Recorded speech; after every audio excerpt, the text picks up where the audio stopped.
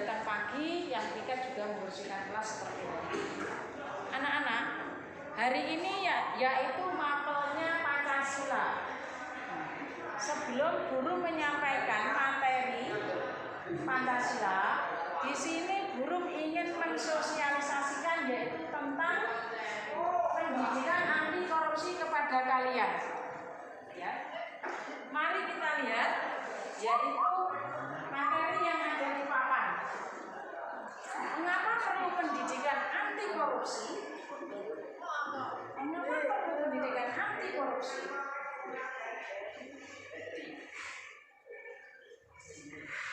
Di sini pendidikan anti korupsi perlu disampaikan kepada kalian. Kamu sering mendengar kata-kata korupsi? Di mana kamu mendengar kata itu? Di keluarga ada, di lingkungan sekolah, di masyarakat, di sekolah, di TV kita sering mendengar kata-kata korupsi. Apa toh yang menyebabkan terjadinya korupsi? Di negara sering mendengar kata-kata korupsi. Apa yang menyebabkan korupsi? Terjadinya korupsi di sini karena di negara kita itu semakin hilangnya nilai-nilai anti korupsi. Nah, nilai-nilai anti korupsi itu sendiri bisa kita lihat pada materi di sini. Apa saja di situ? Jujur, peduli, mandiri, disiplin, tanggung jawab, kerja keras, sederhana, berani, dan adil. Nilai-nilai ini ternyata mulai hilang dalam kehidupan masyarakat.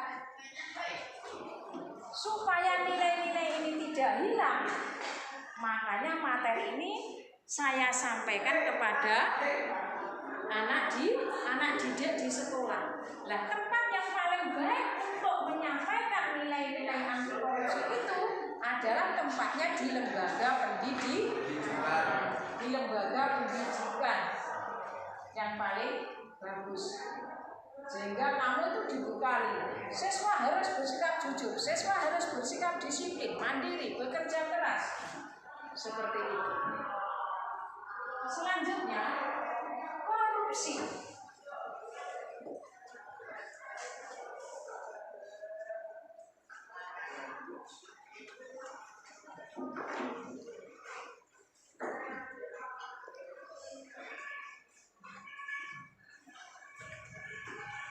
Kamu belum tahu arti apa itu korupsi?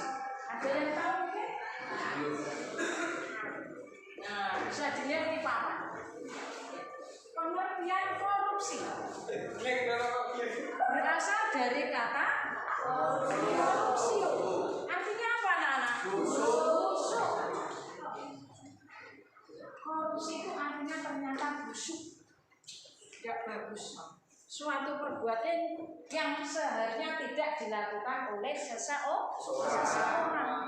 Di sini ada seorang tokoh yang mengatakan, yaitu namanya Robert Ligot, yang mengatakan bahwa korupsi artinya suatu tingkah laku yang menyimpang dari tugas-tugas resmi jabatan negara, di mana untuk memperoleh keuntungan, status, atau orang yang menyangkut diri pribadi seseorang.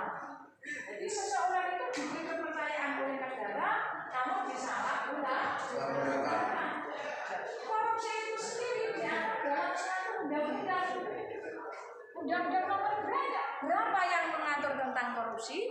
Undang-undang nomor 31 tahun 1999. Undang-undang nomor 31 tahun 1999 junto Undang-Undang nomor 20 tahun 2001 yang di sini dijelaskan, yaitu yang isinya orang yang sengaja melawan hukum untuk melakukan perbuatan dengan tujuan memperkaya diri sendiri dan merugikan keuangan negara. Jadi seseorang itu menggunakan kekuasaannya untuk kepentingan pribadi. Nah, berdasarkan Undang-Undang Nomor 31 Tahun 1999, ternyata korupsi itu dibagi menjadi 7. Kita lihat di papan, yaitu 1, yaitu merugikan keuangan negara. Seseorang dikatakan merugikan keuangan negara. Contohnya, seseorang itu misalnya pegawai negeri yang mendapatkan mobil dinas, yang seharusnya mobil dinas itu digunakan untuk bekerja dari rumah berangkat ke kantor, dari kantor pulang ke rumah. Nah, ini tidak, mobil dinas tersebut digunakan oleh pegawai negeri tersebut untuk kepentingan pribadi. Contohnya pada hari Sabtu digunakan untuk rekreasi. Sebenarnya itu nggak boleh, itu sudah termasuk tindak korupsi. Kemudian yang kedua, contoh korupsi yang kedua yaitu suap. Kalian pernah mendengar kata-kata suap? Nah, suap di sini pengertiannya yaitu atau contohnya yaitu seseorang yang memberikan uang kepada orang lain, gitu, agar urusan seseorang tersebut cepat terselesaikan. Ini namanya suap. Yang ketiga yaitu penggelapan dalam jabatan. Penggelapan dalam jabatan. Di sini contohnya yaitu seseorang tersebut menggunakan kwitansi atau pemalsuan kwitansi. Ini kaitannya juga dengan uang. Kemudian yang keempat, pemerasan kepada orang lain. Misalnya memaksakan kehendaknya pada orang lain. Yang kelima, perbuatan curang. Yang keenam, bantuan kepentingan dalam jabatan. Yang ketujuh, yaitu gratifikasi. Gratifikasi, kamu pernah mendengar kata-kata gratifikasi? Gratifikasi di sini contohnya begini ya. Seseorang itu memberikan hadiah kepada orang lain agar urusannya dipermudah. Itu namanya gratifikasi. Selanjutnya, kenapa kok sampai seseorang melakukan korupsi? Di sini tentunya ada sebab-sebabnya. Seseorang melakukan korupsi pasti ada sebabnya. Sebab yang pertama yaitu bisa kita lihat karena seseorang tersebut memiliki sifat apa? Serakah. Yang kedua, seseorang tersebut memang punya kesempatan untuk melakukan korupsi. Yang ketiga, karena kebutuhan. Yang keempat, seseorang itu melakukan korupsi karena pengungkapan. Namun ada tokoh yang lain yang mengatakan seseorang melakukan korupsi karena terpaksa, karena memaksa, juga karena dipaksa. Dengan demikian, jadi seseorang melakukan korupsi itu motifnya macam-macam. Setiap orang tidak sama, berbeda. Nah, dengan saya menyampaikan materi anti korupsi kepada kalian pagi hari ini, diharapkan kamu yang nilai-nilai korupsi yang sudah saya sampaikan tadi tertanam pada diri kamu, sehingga kamu nanti apabila sudah bekerja atau tidak bekerja, tidak menunggu bekerja di sekolah pun Anda sudah memiliki jiwa itu, sehingga Anda tidak sampai melakukan tindak korupsi. Demikian materi anti korupsi pada pagi hari ini.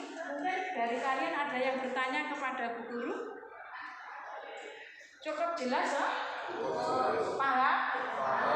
Alhamdulillah, mudah-mudahan nilai-nilai anti korupsi tertanam pada diri kamu dan kamu menjadi manusia Indonesia yang baik, yang menjadi harapan pemerintah, bangsa dan negara. Cukup sekian, akhir kata, wassalamualaikum warahmatullahi wabarakatuh.